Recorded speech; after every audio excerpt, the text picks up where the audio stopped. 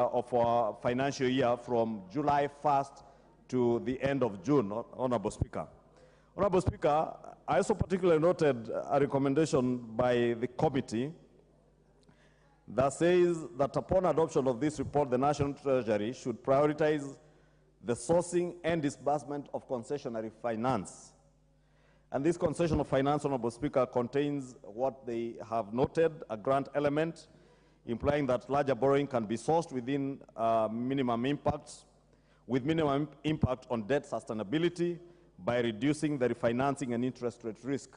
Honorable Speaker, I note this particular recommendation because as it is today, we have had a problem, Honorable Speaker, and in the supplementary budget one that we passed last week, Honorable Speaker, and who was appropriations bill you passed on Tuesday, members will remember us noting that within that supplementary estimates bill, a figure of about 143 to 145 billion is on account of the financing risk that comes with exchange rate fluctuations, Honorable Speaker, within this calendar year or this financial year, Honorable Speaker. And it's therefore important that the National Treasury seeks to pursue loans that are more concessional in nature so that we enjoy those lower interest rates and we also don't expose ourselves to the financing risks and interest rate risk that we have previously exposed ourselves to. Honorable Speaker, these reports, Honorable Speaker, we also help not only to inform the country, the House, but the country also.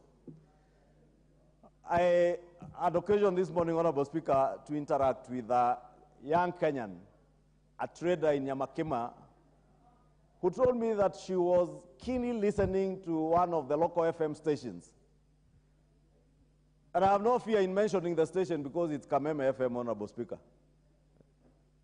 And this Kamehameha FM, a presenter who I actually know hails from my constituency and is illiterate, because he's a class 8 dropout who has no understanding of anything finance.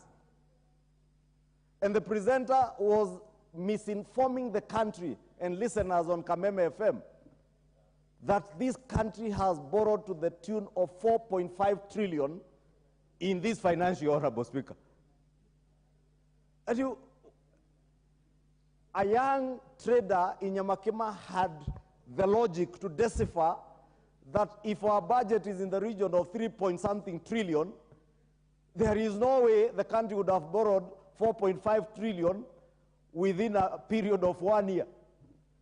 Honorable Speaker, that is why the National Treasury must ensure that these reports are brought to the House and to the Public Debt Committee on a timely basis, because the moment these reports come to the House, they help to inform Kenyans on the right debt position of the country, so that we avoid situations where illiterate radio presenters, like those ones in Kamehameha FM, are misinforming Kenyans. And Honorable Speaker, you would understand why a presenter, based on the ownership of Kameme FM, why a presenter would be intent on deliberately misinforming the country on the level of debt and the level of indebtedness that this current administration has gotten into, Honorable Speaker. And Honorable Speaker, factual and accurate information in accounting and in economics is critical in decision making. And even this House will not be able to make decisions. Even the National Treasury will not be able to make credible decisions without factual, accurate, and timely reporting and information at the right time, Honorable Speaker. Honorable Speaker, the committee, if you look at their recommendation 8.8, also says that the National Treasury should address factors that affect timely and full disbursement of loan financing and submit a report to the National Assembly within 60 days of the adoption of this report, indicating actions taken to increase the efficient disbursement of loan financing. Honorable Speaker, let me take this opportunity again to commend the Public Debt Committee. And it tells you that the members of this Public Debt Committee, and Honorable Speaker, you can see them. Unlike other committees where their reports are debated and members are not there, the chair is here, the vice chair is here, and I must commend them again for their able leadership. Honorable Speaker, yourself presiding this session, you are this debt committee. The Honorable Dawood is a member of this committee. The Honorable Kwenya Dhuku is a member of the committee. Honorable Speaker, it is good that we are debating. I saw the Honorable Makilapa, I think he has stepped out also, who is also a member of this committee. And I am saying,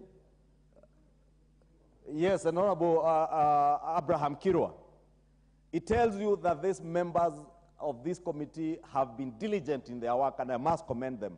Because unlike many other committees, Honorable Speaker, where reports are tabled, the chair tables the report, has no seconder. You saw the chair has moved, the vice chair was there, and at least not less than half of the membership of the committee are in the House to debate their report.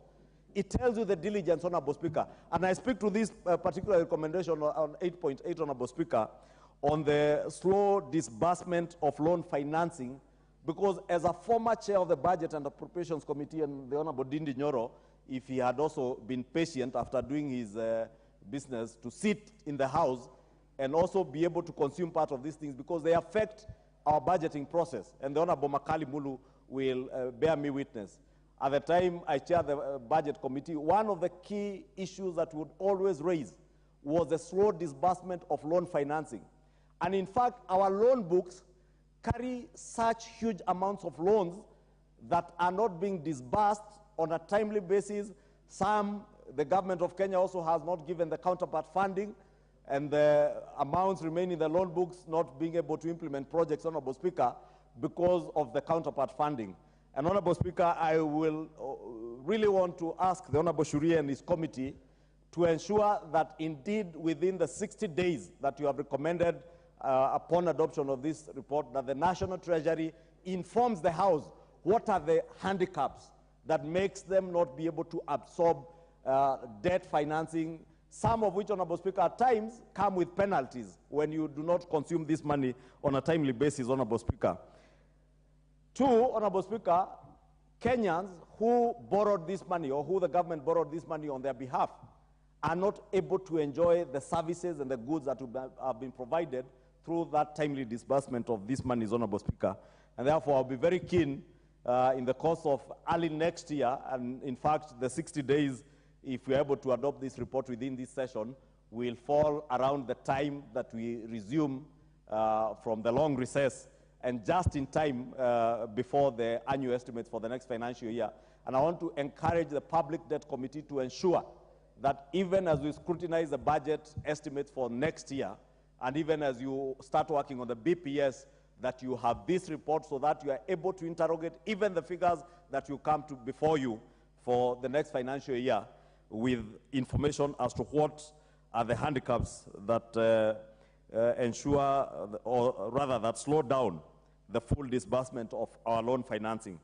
Honorable Speaker, let me conclude, Honorable Speaker, by correcting the misnomer, not that just being perpetuated by illiterate radio presenters at Kamehameha FM, but what is also used in political funerals and political gatherings on the level of our indebtedness.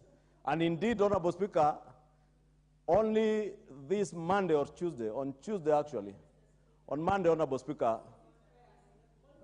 I hear there's a point of order, and I truly hope that the person asking the point of order can indicate leader on what standing order they are raising.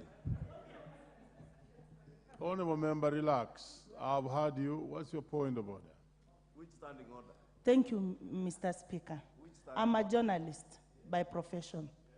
I went to school. You can differ on opinions, but not to be called an illiterate, Mr. Speaker. All of us have different ways in which we air our opinions, but for our party leader, sorry, majority. We don't have party leader here. I stood because I did the best at Eges FM, That is why they believed in me, the community, So what's your point and of made me the woman rep. You should withdraw that name of illiterate, please. No one is an illiterate. Even our old women in the village didn't go to school, but at least they told us this is wrong and this is right. Girls, keep yourself safe to get a right man. Say no even if it means yes, but don't allow yourself to be used. So let him withdraw that Very well, statement, you've been Mr. heard. Speaker. Thank you, Honorable Speaker. You know the Honorable Doris Donya, I didn't know she's a journalist, and she knows I have tremendous respect for journalists. But I meant that that particular radio presenter is financially illiterate, and is a fact of life. I know him, he's from my village. And when I tell you he's financially illiterate, trust me and believe me that he's financially illiterate. Honorable Speaker, if I go back to what I was saying, because there is that misnomer on the level of our indebtedness, but also, Honorable Speaker, to commend the National Treasury and the current administration, Honorable Speaker. Because when His Excellency the President said that this administration would do responsible borrowing, Honorable Speaker, he meant business. And when he told us last year during the campaigns that he was a man on a mission